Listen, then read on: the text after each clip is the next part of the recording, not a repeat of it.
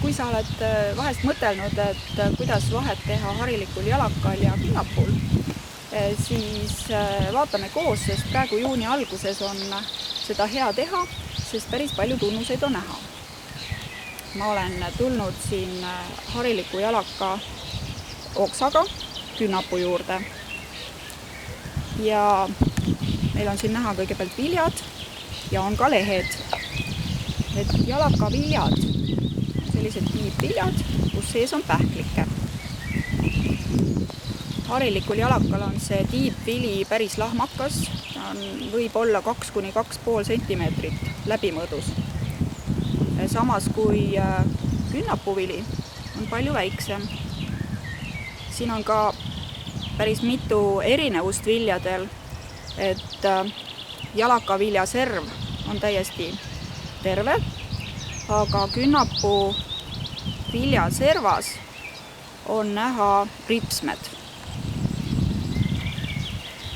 Ja peale nende ripsmete on ka künnapu viljaservas väike sisselõige. Ma ei tea, kas seda näha on, aga saate puu peal mõnikord järele vaadata. Samas kui harilikul jalakal seda sisselõiget ei ole. Tegelikult on erinevad ka lehed. Et lehti võiks vaadata alumisest viljast. Hariliku jalaka lehe külgrood enne serva jõudmist hakkavad harunema sageli. Aga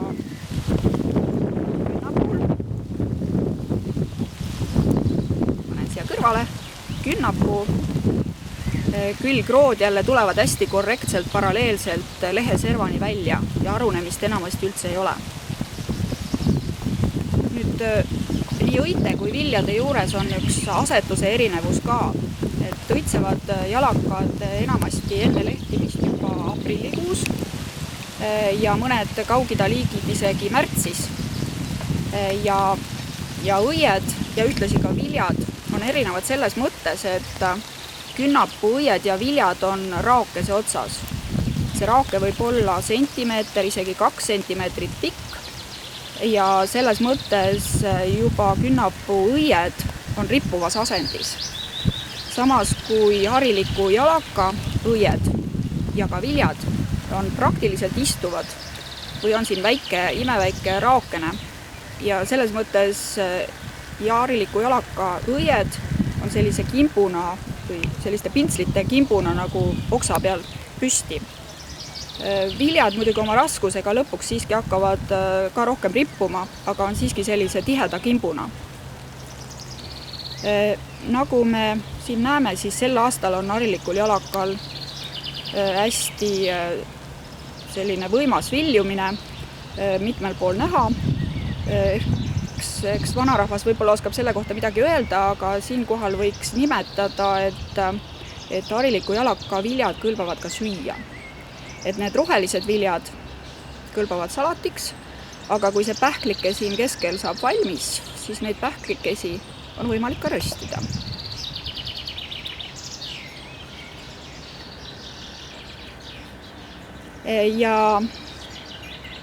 Ja tegelikult on võimalik mõnikord vahet teha ka puul eemalt, et künnapu sageli õitsemise ajal näiteks on natukene sellist lillakat või punakat tooni, kui ta täis õies on.